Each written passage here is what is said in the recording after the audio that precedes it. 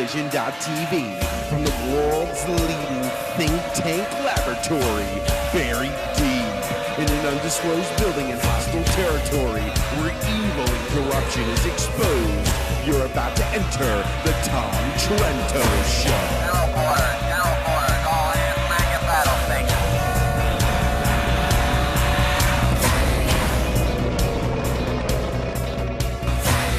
Tom Trento heads United West, a group that says it defends Western civilization against the onslaught of Islam.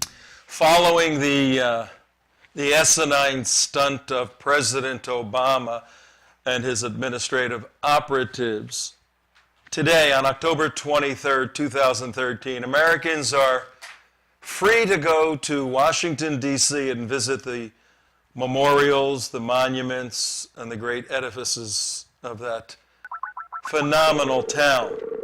In fact, there are no longer any barricades blocking Americans from enjoying, understanding, respecting the monument, memorializing Iwo Jima, the Battle of that island so many years ago. In fact, the Battle of Iwo Jima, as memorialized by the monument in Washington, was the largest loss of Marine life in the history of our country. More Marines were killed on that day in that battle than ever before. The second largest loss of life for the United States Marines occurred 30 years ago today. 30 years ago today in Lebanon. 220 Marines were killed in one day, in one explosion, as they rested in their barracks, there to be a peace force for a civil war. 18 sailors died in that same explosion and 3 United States Army servicemen. The bombing of the Beirut Barracks, Beirut, Lebanon, 30 years ago today, October 23rd, 1983. We're dedicating most of our show today to the remembrance of those who died, because, folks, the same exact philosophical, historical, theological enemy that killed the Marines on that day 30 years ago is killing Marines, killing all branches of the United States military, killing Jews, killing Christians, killing Hindus, killing infidels, killing non-Muslims, even today. Some would argue, like me, that in the past 30 years, the situation has not improved. In fact, it's deteriorated tremendously, so that we're looking in our lifetimes either at an apocalypse of some sort in confrontation with Islamic jihadis, or catastrophic results. There's no happy medium and no happy end. So today we're going to talk a bit about the bombing 30 years ago today, and some of the related issues. One of the related issues is 2 days from today. Today's the 23rd of October, 2013, 30 years removed from 1983. And 2 days removed from today, 25 October 2013, I will be in Daytona, Florida, speaking to a phenomenal group of patriots. In fact, the Volusia County 912 Patriots.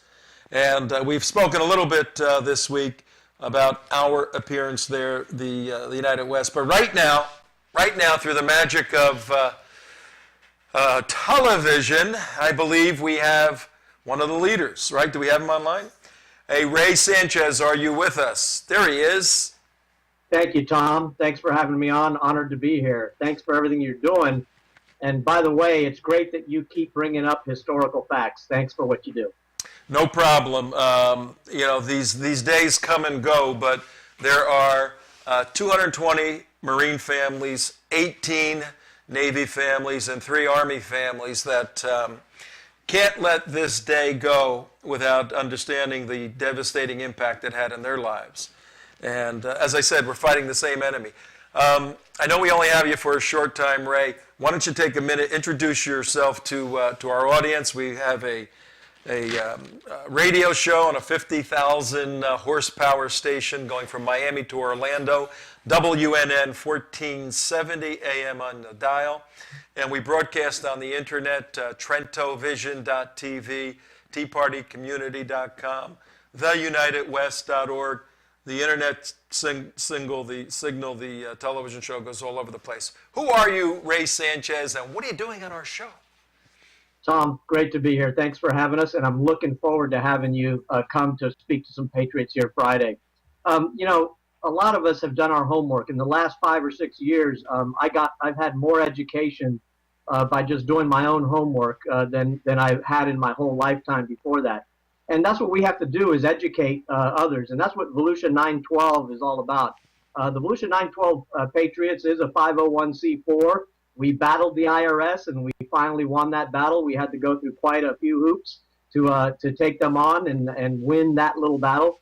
But we have been in existence since 2009, and we have a fantastic group of patriots here who are not going to stop. We're standing up to the tyranny that is all around us. Look at us here today, Tom. We're on Skype, having to almost feel like we're underground because our type of media won't be shown on regular media. Our voices are trying to be silenced nonstop. This is not America. This is not the way America should be, and we need to fight tyranny wherever we see it, and that's what Volusia 912 is all about. We are doing it on the media front, we're doing it on education front, and we're doing it on a political front as well. We were able to go into the REC here and pretty much take it over, and that I think is a great boon to the patriots that I have around me. It says a lot about some of the character of the people here that helped Volusia 912 Patriots. So we continue to fight. That is a tremendous story. And before I forget, if somebody wants to get in touch with you, Ray Sanchez, or the folks at the Volusia County 912 Patriots, you guys have a website, you got an email address. How could folks get in touch with you? Because you're 100% right, Ray. We are the alternative media. We are the new media, if you will. And I've been doing this activism stuff for a long time. You had to be very, very creative to break through the leftist mainstream media. And we know how to do that. We know how to be provocative with the mainstream to get earned media. But it's so nice to be able to push all the buttons in our studio right here every day and blast out a signal that goes to thousands upon thousands, millions of people over the course of a month, and make our voices heard. So we want to tie people into your organization who may be in that geographic area. Volusia County, I guess the most well-known city is Daytona Beach, correct? Correct. I live in Ormond, just 10 minutes north, very close-knit community, and you can go to www.volusia912, the number's 912.org. So that's volusia912.org, and you can sign on to our newsletter there. We blast out important information from time to time and let you know about our forums. And this week's forum is going to be fantastic. We are definitely anticipating you coming over here and really giving some good education to some great patriots here. Love Absolutely. it. Just waiting to hear that and looking forward to it. But, you know, you're right. While we still have the small remnants of freedom in this country, we have some dedicated people all around the country that have been networking for years, and I don't see them stopping, and that's a good thing. I think the good people of America will finally stand up. We need a lot of others to wake up, though, and to understand that we're seeing the demise of freedom very quickly, and fortunately, we still have this ability to broadcast. And I think that if we see this continue down this trend, we have basically a one-party system. You know, it's amazing when you see that you not only have the Democrats and the media after you, but you have a lot of the established Republicans going after great patriots like Ted Cruz and those who voted no on that last bill for a continuing resolution. It wasn't a clean bill. And we're very fortunate here in the Volusia County that we voted in Ron DeSantis, and we actually turned this county red for the first time since 1988. Yeah! We are making strides here, but it just doesn't seem enough, Tom. I think we need a really good, influx of new patriots and new faces, and really get the youth of America involved and make them understand what the principles of liberty are, because if they don't understand it, they don't even know what they're defending. And pretty soon they'll have generations of Americans that are used to living under what is really tyranny, and they won't even realize it until they look through the history books, which we need to preserve, and make sure they understand what America really is all about. Yeah, it's really sad, Ray, that the further you move away from a revolution, and the United States is about 237, 238 years old, 237 right now. The further you move away from a revolution, the further you move away from the dynamism of those principles that animated people to make the courageous and heroic stances against forces, overwhelming forces. And even as each generation passed down that heritage, you lose a little bit. And once you become, speaking of losing, we lost your signal here, I think, but it's coming back. As I'm saying, it's a sad point, and I'm looking at 237 years of American history, which in light of Egyptian history, 5,000 years old, Israeli history of Israel, 4,000 years old, Roman history, 2,000 years old. When you look at these, 200 years is a drop in the bucket. But the further away you move from these defining events that made that civilization start in the proper direction, the further the citizens are removed from understanding the necessity to contribute and be a participant in this experiment and experience called democratic republicanism. We are a republic, democratically so. We're trying to get Ray back on the line. We'll do that. But let me tell you what we're going to be doing in Volusia County. When Ray gets back, I want to ask him what Volusia means. Does anybody know what Volusia, V-O-L-U-S-I-A, Volusia? If you know what Volusia means, write it in our little chat thing as you're listening to the show, or watching the show at 5:13 in the afternoon, 23 October 2013. Trento, what's going on with the background? Where's the nice looking map of the world? Well, this is more important, folks, the background right now. Anybody know what that is? Take a wild guess. Any of us? Yeah, any of us. It looks like the bomb. No audio for you.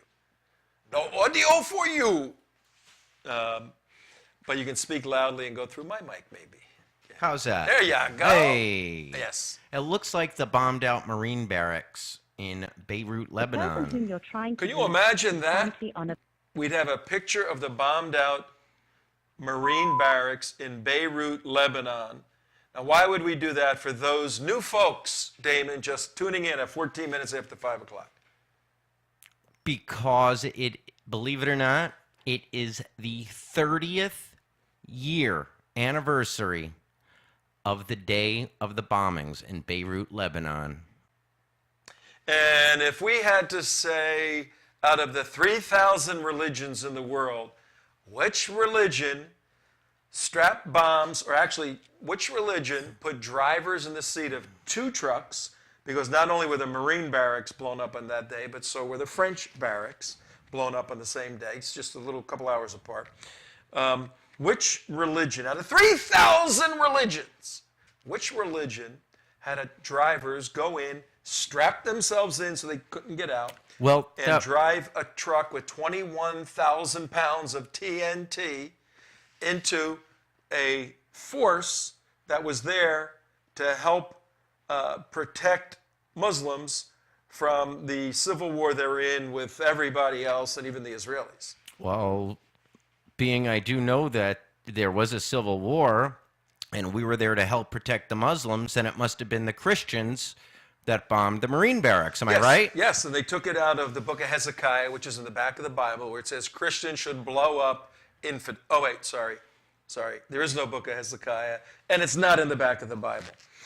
No, wrong. I was, You got wait, 2,999. it wasn't, wait, hold on. The Lebanese Civil War was Christians fighting Muslims. Essentially, yes. And Maronite we were Christian. basically there to protect the Muslims. Yes. And I said then it must have been the Christians that blew up our barracks. And you're saying I'm wrong? The Muslims did it? Oh, man. Get out of here. They did it. They did it. Blew Are themselves you up. sure? I'll double check. I double checked. Yes. It was That the is Muslim. crazy. And you know, isn't that the religion of peace? Pieces. Oh, peace with See the an building behind I-E. I-E. You know how people, you're drawn to overwhelming emotion when you see maybe an old man and an old woman holding hands walking down the street, and you know they've been together for 50 or 60 years, and you go, that's so sweet. Or when you see the birth of a new baby and, cuddling on the mother's breast, and just a couple of hours after birth, you have a tear in your eye. Well, there are some folks in this world who follow an authoritative set of doctrine that when they look at that building behind me, even to this day, they're welled up with emotional pride and satisfaction. Because many have identified the Sharia component elements of Islam as simply analogous, similar to a death cult. And there have been death cults all throughout history where individuals love death more than life. And how many Muslim leader jihadis have you heard, including Osama bin Laden, who said, we will defeat the West because we love death more than you love life, more than Heard we it a love million life. times. Yeah. So they see this stuff and they go, oh, it's just so good. What does that say? Voice only. Yeah, it's okay. Is he on? Ray, you there? Ray Sanchez. Mail call. Mike, mail call. All right, I will tell you a little bit about mail call. I'll tell you a little bit about. I'll tell you. Shh. I'm on the. Okay, give me. You gotta give me. Let me have this. All right, way to go. Excellent. Okay, now the mail call is done. Okay, all right. We'll let you know. Close the door. You got to close the door. Okay. Yeah.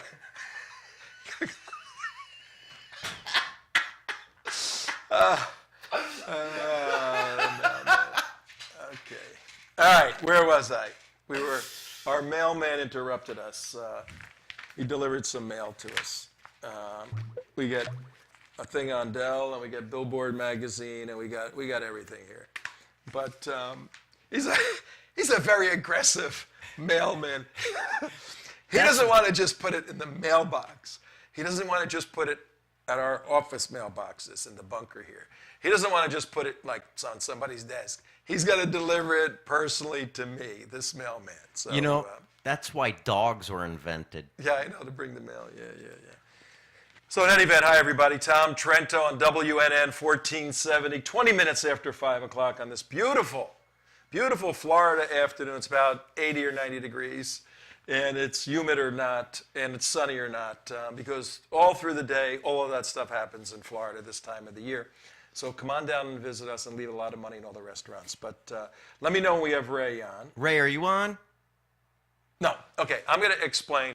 Somehow, I guarantee you, Ray is a target, Ray Sanchez of the Volusia County 912 Patriots of the Obama administration.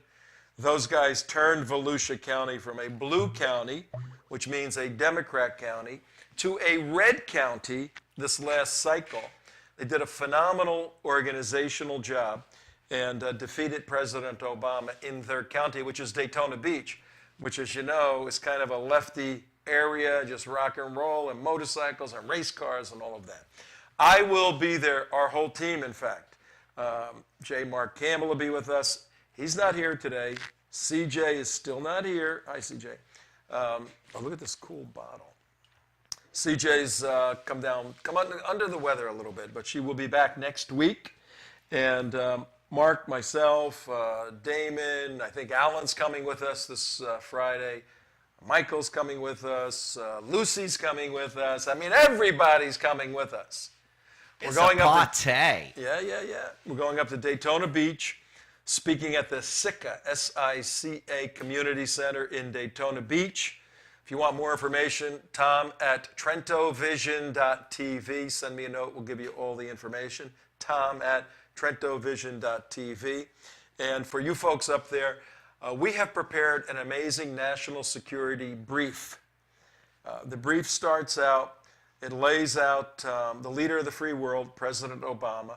We go inside his head a little bit because, as you know, if you occupy that desk, that Oval Office at 1600 Pennsylvania Avenue, notwithstanding your philosophical predisposition, your political affiliations, regardless, you are the most powerful man in the world. If you wield that power in a righteous and just manner, according to our Constitution, you do good. If you wield that power in an unrighteous and unjust manner, according to the rules of Saul Alinsky or Karl Marx, the socialist leftist agenda, you do bad. You tell me, folks, do you think since President Obama got into office 5 years ago that this country is better off than it would have been if a true conservative as opposed to a hardcore leftist socialist got in?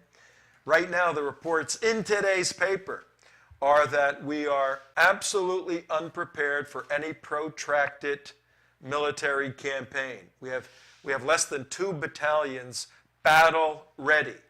This is unheard of, but it's not unheard of when you have a president, and we're going to lay this out in the brief on Friday, who by philosophical positioning knew he had to diminish the United States military, thus weakening its colonial reach because we're a colonial power in the mind of anti-colonialists. We're going to lay that out. Then we're going to show how the anti-colonial worldview of the president has impacted the Middle East, in particular, place Mark and I were just visiting, Israel. From there, we're going to launch into series of the wars that are going on and a series of significant events that took place, starting with Extortion 17, August 6, 2011, when a helicopter of SEALs was shot down and this government essentially covered it up. Then less than 90 days later, Benghazi, the attack at Benghazi, that little port city in Libya, occurred. 4 Americans killed, first ambassador killed in like 30 years. I think the other one was killed in Lebanon, if I'm not mistaken. And from there, we go into a pretty in-depth brief that a colleague of ours, Claire Lopez, former operations officer with the Central Intelligence Agency, she put a brief together on the Benghazi situation. And I'm going to present her material with our material in there. And you're going to be amazed at where we are. And this is for the folks at Volusia County. Now, we are going to videotape it and make it one of our shows. But you're going to be amazed to see how all this interrelates and how this administration has propped up Al-Qaeda and the Muslim Brotherhood to circle Israel and establish a caliphate, exactly what 30 years ago the Muslims who blew the building up behind me were intent on doing. Unbelievable. Unbelievable. Let me take a drink from my invisible. Is it still invisible? Careful, you're going to get wet. There's nothing holding that water in. Dig this bottle. Look at this. I put it in front of my shirt. Ooh, that's pretty cool. I think I'll have some invisible water.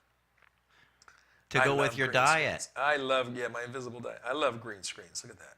With the white top. If you put your hand over the top. Tom, for those of you driving in your car, we're just playing with the green screen right now. Don't worry about it. Tom, did you save your tuna can? I did devour another can, 3 pounds. If you're keeping track out there, 3 pounds in 2 days. Mark was how many? What did he say? 9 pounds. 9? 9. Mark dropped 9 pounds. That's good. That's pretty good. He went out. We have a port in the bunker where you can extricate yourself and he did it in a kayak and surfaced the ocean, and he kayaked about 2 miles today out in the ocean. For real, I mean in real life. I'm talking to you. Oh, He really kayaked for 2 miles that's good. by himself. That's pretty good. Yeah, he's no spring chicken or no decathlon aspiring athlete. He's no Bruce Jenner. No, he's not, but he has determination, let me tell you. And we got until November 13th. Whoever loses the most amount of weight per the index of your body weight to your mass Percentage. weight Whoever loses the bigger divided by percentage. 42. Yeah, I'm going to win no matter what. I'm going to put the formulas together. All right, what else do we have going on? Friday night, Volusia County Patriots, 912 Patriots, about 6 o'clock. Sitka, if you want information, give me a call. It's going to be cool. Following week, we're in Sebring. We're going to all the racetracks in Florida. Daytona Friday, next Tuesday, Sebring. Then I've been on Sebring track. I've been on the Homestead track. Was I on Daytona? I don't remember if I was on Daytona. Have you ever walked on the Daytona track? Like this? Yeah. I don't remember. It's been a lot of years. It is It's unbelievable. like 24 degrees or something. It is unbelievable. I drove on the Homestead. It looks like a wall when you're standing on the infield. This looks like a the wall. bank. It literally looks like you're looking at a wall. Well, what's really strange, for those of you who are automotively inclined, I used to race sports cars. I drove on Homestead, which has not as significant. Not nearly as bank. No, but it's still when you hit the bank, and you know the geometry of your car is going in a particular way. When you hit the bank, the car's geometry changes. Obviously, you stick like flypaper to this, and you can accelerate, and you're going obviously at an angle. But when you come off that angle, when the car then starts to stabilize, there's a moment there that's a little twitchy. Because you're changing the geometry of the car, and based upon a whole lot of other factors, you can go flying right into the wall. So you have to be very, very careful. And those guys that drive that stuff at 200 miles an hour, whew, that's bravery, let me tell you. All right, let's do this. I want everybody to see yesterday's show, Tuesday's show, October 22nd, where we had the Muslimia. What did you call her? Muslima. Muslima. The Muslima, which is what? What does that mean? A female Muslim. Female Muslim. The Muslima Saba Ahmed. Ahmed. She has a little, It's a little kha. yeah, Hamed. It's not a Hamed. ka. No, it's not a ka, not a hard H. Where we had Saba You on. say Saba Hanukkah? Where we had Saba on. And can you pull up, it's on my Facebook page, the email that we sent out, the promo. I want to show the folks. And I want everybody to watch this show. And the reason, folks, is here on TrentoVision and on our organization, The United West, we have 4 essential mission objectives. Defend the Constitution, stand with the State of Israel, defeat Islamic jihad, defeat Islamic Obama. Defeat the president and all his pro-Islamic, pro-socialist, pro-Marxist, pro-leftists activity. So in the context of that, we spend a lot of time because the Islamic jihad is in the news, fighting Islamic jihad worldwide and fighting the ideology of Islam here in the United States. And we've taught and explained many times that there's a cultural jihad that works harmoniously with the kinetic jihad. Kinetic jihad is what you're looking at behind me. Let's blow the friggin' building up and scare them out of Dodge. And sadly, one of the low points of President Reagan's term was when he turned tail and ran after this barracks behind me was blown up. He pulled all the Marines out of Beirut, and the jihadis said at that point, now mind you, 1983 is 4 years, just 4 years, after what other significant jihadi event? The Iranian hostage taking. Yeah, that occurred in 1979 and wasn't resolved until 81, January 20th, 1981. What occurred on that date that caused the resolution of the hostage taking by the The Iranians. change in who lived at 1600 Pennsylvania Avenue. Jimmy Carter was saying bye-bye, and Ronald Reagan was saying, where do I put my 6-shooters? And as he was being inaugurated, Iran said, we're going to let these 56 folks go after these 444 days. And Reagan had the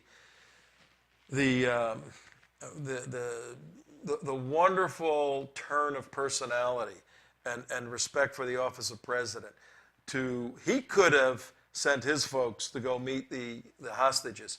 He let Jimmy Carter go and greet the hostages when they arrived at Dover, which was really a very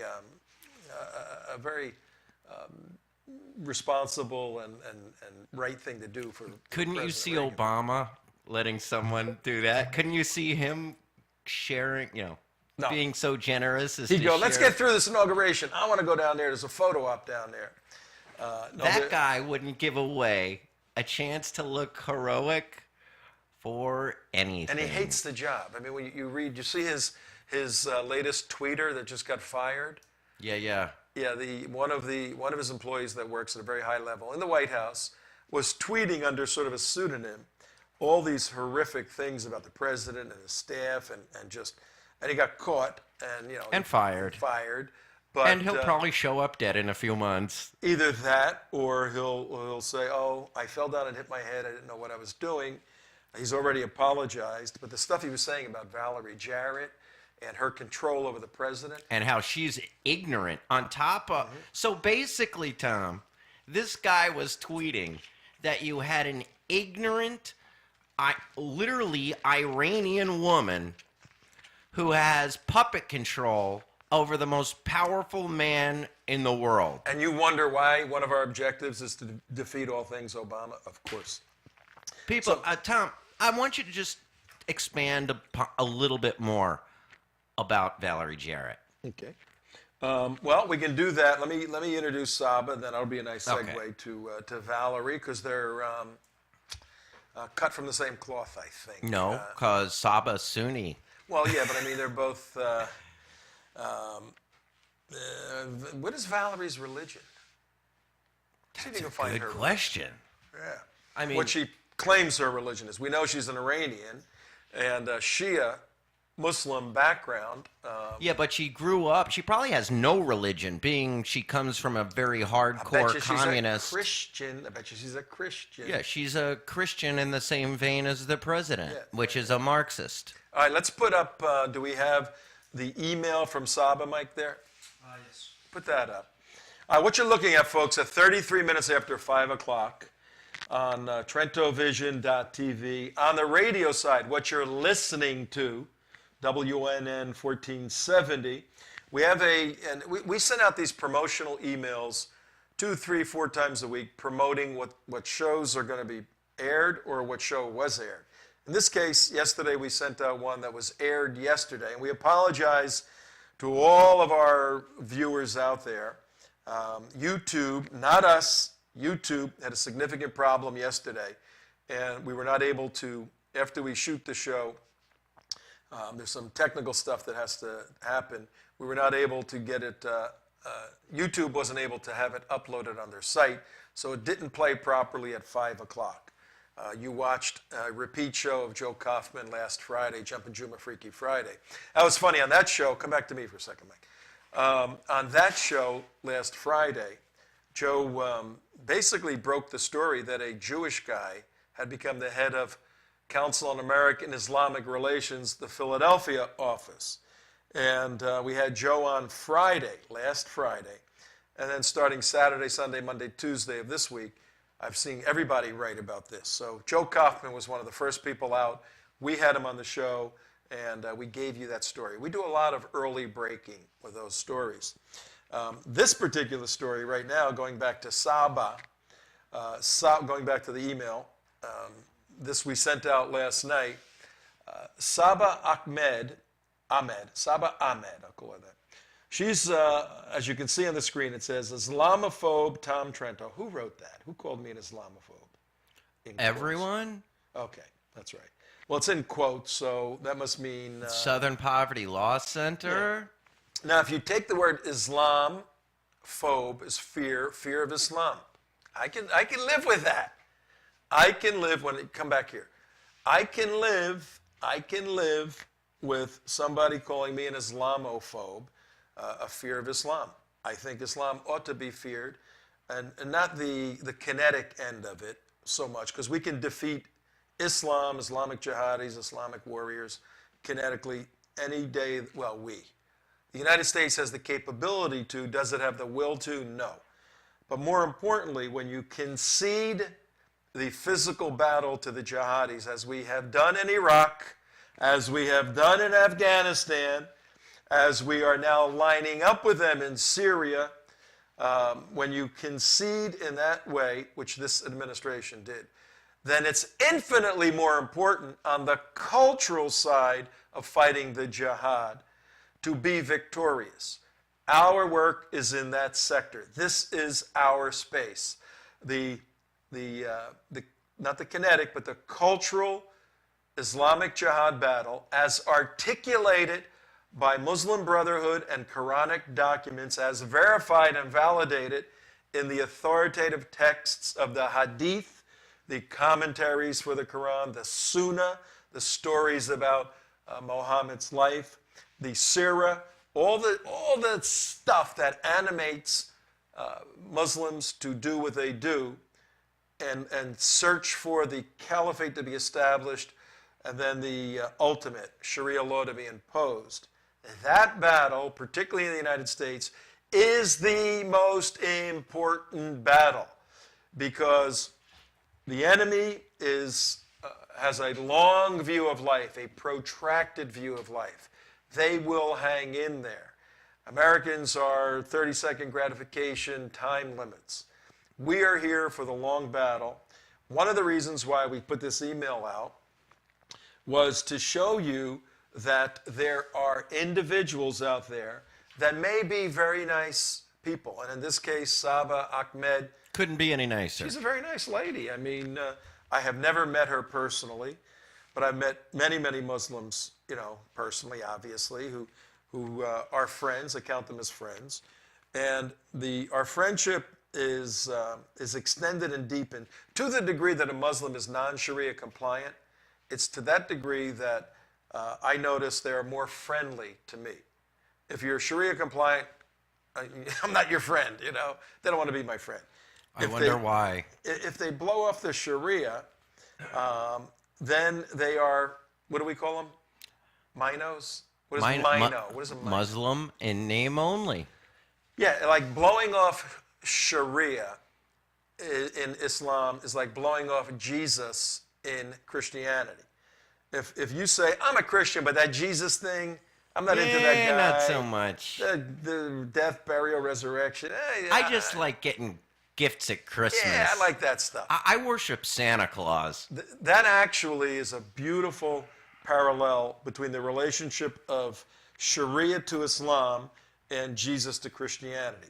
You can't have Christianity without Jesus. You can't have Islam without the Sharia. Now, if we were to see a Christian and they said, I don't believe it, and there are Christians like that. They're not Christians. Yeah, Mark's friends. Yeah. The liberation theology and all this stuff. Jesus was an idea and all, a type and a prototype, but not a real person, just a kind of a figment of your imagination. Those are not real Christians by definition, because Christ established the definition and the writers of the New Testament. So no one has the right to change what the originators of the definition was without violating every logical construct in the history of mankind. You can't just make things up. Well, Muslims can't either. If you but they do. Oh, they do. Of course. When we say can't. In fact, the entire religion is made up. In many respects. When we say can't, much of what we speak about is not that an individual's behavior can't do A, B, or C. It certainly can. But they're doing it in contradistinction to the specific doctrines of their faith. So for me as a Muslim to say, I don't really believe that jihad is to be used in a kinetic or a warring way. That's not my jihad. My jihad is Going to the gym. Going to the gym, Losing eating weight. tuna fish, losing weight, making sure my glasses are clean, helping an old lady change the pen in the ink in her pen. Tipping the mailman. You can say that. Individuals can behave in that way, but they are not changing the authoritative doctrines of Islam. So when we say we fight Islam, we're fighting the authoritative doctrines. One of the reasons why, let's go back to Saba, we had Saba on was to, not to prove this point, to let others experience this point where we can enter into dialogue with someone who seems to be a true believer. I mean, we haven't spoken to her enough to see how hardcore she is with her beliefs in Islam and at what point she'd abandon them. I don't think she would. Well, I don't know. I mean, you don't. I asked you Damon. a question after the show yesterday. What? She obviously loves living in a Western country. Yes. She believes that Islam and democracy are compatible. Yes. Hence she's a Mino. Yes. Because anyone of authority, Qaradawi on down, will tell you that Islam and democracy don't mix. Yes. You can't have man-made laws. The laws are straight out of the Quran. That's it.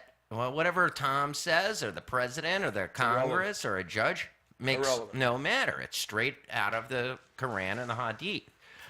But I asked you after the show if she had to make a decision. She wears a hijab. Right. And I said, if you had to ask her, would she wear nothing or a burqa? And that would really... That's going to be good. That would really tell you which way someone sways. What means more to you? Living What in do you a think she would say? What do you think she'd say? I think she's young and moderate enough that she would lose the hijab and just say, fine, I like America. I think she's burqa bound. You think she's burqa Well, bound? only because, can we play, is it possible to play a minute or two of yesterday's show just for people to see her speaking? Yeah. I will do that in a second. I think she's We also burqa have bound. another video, unless you wanted to save that for tomorrow. Yeah, we're going to save the SPLC video. Both of them for tomorrow? We'll do both. Okay. Tomorrow's show, Thursday, we're going to feature a couple of great speakers. Martin Luther King's, I think it's his granddaughter, daughter or granddaughter. And then Sandy Rios, a friend of mine, talk show host out of Washington. They both spoke at the Voters Value Summit recently, and part of their speeches were on the Southern Poverty Law Center. We're going to bring you a couple of minutes on tomorrow's show. But I want to show you Saba Ahmed, and I think she's burqa bound because she's working for a prestigious law firm in Washington, D.C., and her focus is becoming a Islamic lobbyist. I mean, what better way to do that than totally burq it out? You can't get more Islamic than that. That'd be cool. But we'll ask her. We're going to show a little piece, and then are we saying on this show that this young lady, who seems to be a very nice Muslim lady, is responsible for the bombing behind me, which we're memorializing today, 30 years to the day of the Beirut Marine Barrack bombing? Yes, that's exactly what we're saying. Not that she is, but an ideology that she follows, Islam, is the root cause of that bombing right there. So people can follow the ideology, the political system, the philosophical system of Islam, and avoid the jihad components and avoid the death cult components. In the eyes of the authorities, they're not good Muslims, and they may not be Muslims at all. In the eyes of the West, they can be wonderful people. So this is the dilemma that we always have to help people sort through. But what Saba holds to as truth, ultimately, this is the same corpus of truth held to by those that blew up this building.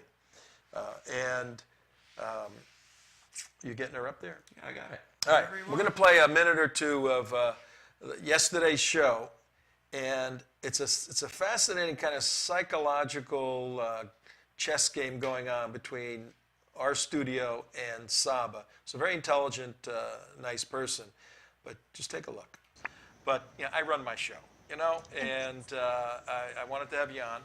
A little bit about your background. You work for a law firm in Washington. I won't mention the law firm. You could if you want to. So you have a law degree, but you also did some other degrees. What's your educational background? Well, I have an engineering background and finished my JD MBA in the last couple of years, and I'm doing my LLM right now in Washington, D.C. LLM. What is Yes. that? LLM. Last Muslim. Well, it's a specialization in law that I'm doing in law and government here at American University, Washington College of Law. And it's a specialization in law that hopefully helps me become a great lobbyist. So I can sue Oh, you. yeah. So you want to be, are you now a registered lobbyist, or you intend to No. be? Yeah, in the future. I am a member of the American League of Lobbyists, but I'm learning how to become a successful lobbyist right now. Okay, that's what and she's hopefully learning in the to do. future we'll see. She has an engineering degree. She has a law degree. She's now at American University studying for a specialized area to be an Islamic lobbyist. Burqa bound, baby, let me tell you. Yes, Mr. Badir. Yeah, exactly. All right, we want you to watch that show because part of what we do here at TrentoVision at 47 minutes after 5 o'clock on the 23rd of October, Wednesday, 2013. That can't be right. We only have like 12 minutes left to show. We're gonna do the Beirut thing in 2 days, 2 parts. We edumacate. We try to provide some edumacation.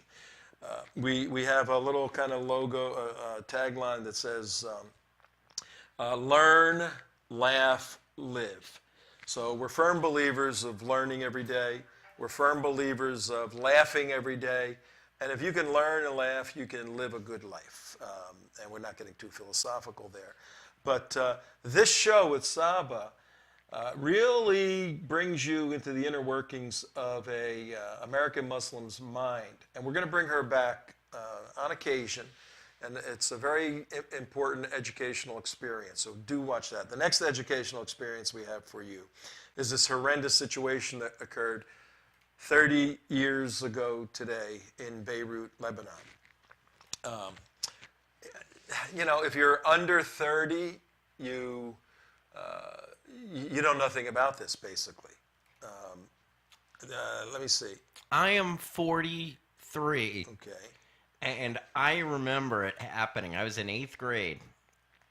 You remember the I remember the day, man. I remember they were talking about it, and it was actually the very next day. It was the next morning, and I had band. First, I used to play. Band? I played trumpet. Were you? Yeah, I'm the guy that guys like you used to beat up. Can you play the? Say that again. I said, I'm the guy that guys like you used to beat up. You big No, shock. actually. No, but let me just tell this real quick. Wait. No, you accused me of something. What I did, and I found out about it later on, when you were getting beat up by the big guy, I stepped in the middle. Oh, thank and you. I would defend the little guy against the big guy all my life. And I didn't understand that until, in my 20s or 30s. I had this sense of justice all the time as a little kid. That's why you got into the That's why I'm doing this Christianity. stupid work. Yeah. But wait, we got a 30-something here. What do you know about the Beirut bombing, 30-something? There you go. Good education system. You're shaking your head. Say a word. No. A little, a lot, or nothing? Very little. Very little. Yeah, I mean, people under 30. So, 8th grade, first hours, the day following, and I don't know if they still do, but they used to do the Pledge of Allegiance, and a couple of kids were kind of just chatting amongst themselves. I will never forget the band leader, who was former military, snapped at these kids. Wow. And, brought up the fact of all these dead people to protect us and said, when that pledge plays, you will be quiet and you will stare at that flag. And I'm telling you, those kids the rest of the year were silent during the Pledge of Allegiance. And like I said, that was 30 years ago. So. I could remember it like it was yesterday. Well, I'll sketch out a very simple overview for everybody right now. And we'll continue this. We're going to have part 2 on the Beirut bombing tomorrow's show, Thursday the 24th. But it's really fascinating because the huge swipes of history that take place seem to have a Hegelian component to them, where something occurs, then after a matter of time, the opposite of that occurs, the thesis and the antithesis, and then when the opposite occurs, there's a synthesis of the two, which forms a new thesis, and then it starts all over. Yeah, it's like a pendulum going back and forth. Well, actually, it's cyclical in a sense. But when Muhammad went out and the second jihad and conquered the lands of the Middle East and North Africa, going even up to in the 1600s to the gates of Vienna, stopped. I think it was 1643, September 11th, no less, when he established the caliphate in Istanbul. What country is Istanbul in? Turkey. In Turkey. And the Ottomans, the name of the ruling caliphates, the Ottomans ruled. It was called the what empire? The Ottoman Empire. The empire, okay, yeah. Let me ask you this. Abdullah, let me ask you something. Yes. What weighs more, a pound of lead or a pound of feathers? I might smell and be ignorant of certain things, but a pound is a pound. You are one dapper guy, let me tell you. A pound of camel poo weighs the same as a pound of horse poo. Okay. And you're very familiar with those items, I understand. Well, when the Ottoman Empire extended its Sharia grasp through its conquered lands, it ruled. It ruled for about 600 years. And toward the end of that period, which was the turn of the 19th century into the 20th century. Which would have been, by the way, the caliphate. Okay, yeah, the last real breathing caliphate was the Ottoman Empire that was defeated at World War I. Yeah, there was when we say caliphate, we're so familiar with the term government seat. Picture, if you will, the United States Capitol, which is the center, the federal center of all the states. Islam has the same thing. In fact, they ripped this stuff off. They look at conquered countries as their states, and they put the federal governmental seat in Istanbul, and they ruled, not in a democratic fashion, but in a cut your head off fashion. By the way, what's going on at the Hajj? Do we hear something about the Hajj with a Shia? Yeah. What was that? Tomorrow we'll have that on a show, but just tell just everybody. real brief. It was obviously Saudi Arabia is Sunni. You know, probably 99% Sunni. 0.99999. Right, exactly. Well, that's also where Mecca is, the Hajj. But Shias still, if I don't will go to understand Mecca. that, but they go there. It might be being less and less, but Shias still go to Mecca for Hajj. It is, it is still, even though the One of the 5 pillars. Yeah, it is gotta one of the go. 5, and if you're a Shia, that's still one of the 5 pillars, so they have to go. Well, it was a Shia in a certain cemetery, and I guess they're not. It was a Shia cemetery. It was a Shia in a Shia cemetery, but you're only similar ruled to the Western by law. Sunni police. Right. So he was crying, out of joy. He was grief. upset. He was upset that the Sunni police were there, and he said, "This is disgusting. This is Shia. You shouldn't even be here." He was just, angry. Yeah. Well, he got a little too angry, and now he's been sentenced to have his head cut off. Because he spoke out against the Sunnis, the Wahhabists, in a Shia cemetery. The Sunnis arrested him, tried him, and they're going to cut his head off right after the Hajj. Yes, you must wait till after holiday.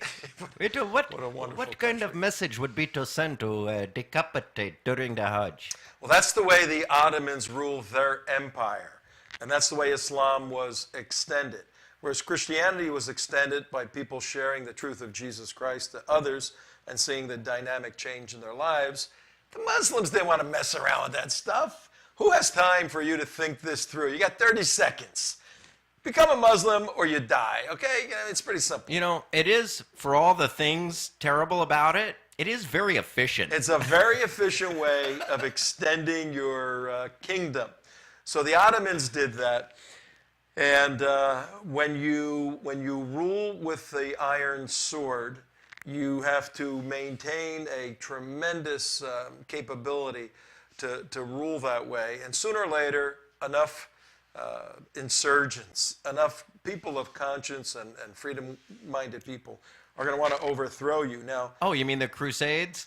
in this case, there was all kinds of internal battles, but it was, again, Shia and Sunni fighting. In any event, toward the last 100 years of the Ottoman Empire rule, say the 1800s. 1800s to early 1900s. That 100 years, things started to crumble, and it was more and more difficult. Turn of the century, World War II occurs, and as a result of World War II, the Ottoman Empire was just a mere shell of its former self, and the Allied countries were able to defeat the Ottoman Empire, many of whom aligned themselves with the Germans, the wrong people. So the Ottoman Empire fell around 1920, 21, 22, 23 in there. And we've gone over the history a lot with Hassan al-Banna wanting to bring the Brotherhood back. Once it fell, then you got all this land. What are we going to do with it? Well, the European Axis, the European powers, France and England and Spain, they said, look, we were all involved in victory in World War I. We get the spoils. We get all this land. We're going to divide it up and make sense out of it. Yeah, that worked out and well. make a safer world. And we'll get into this more tomorrow. But one of the brilliant strategic plans that the French and others came up with was how to carve out a little country called Lebanon. And basically, the French were responsible for that territory, and there were a lot of Maronite Christians who are of the Eastern Church. Again, we'll get into this tomorrow. But there was also a Muslim population. So what the French said, and some of the allies, all right, we're going to start a country, we'll call it Lebanon, and here's how it's going to be ruled. The president of Lebanon has to be a Maronite Christian. The speaker, next most powerful man, has to be a Shiite Muslim. The third most powerful person, the prime minister, has to be a Sunni Muslim. And the deputy speaker, the fourth most powerful person, has to be a member of the Greek Orthodox Church. It almost sounds like Obama's cabinet. Those are the four offices that had to be occupied by those four different religions. Maronite Christian, Eastern Christians, who didn't get along with the Greeks too much, sort of. Then you had the Shia as a deputy, as the speaker, Sunni as the prime minister, and as a deputy speaker, the Greek Orthodox Church. Imagine running a business or anything. Sounds like a food court. It sounds like, let's have an evangelical Christian as the chief executive officer.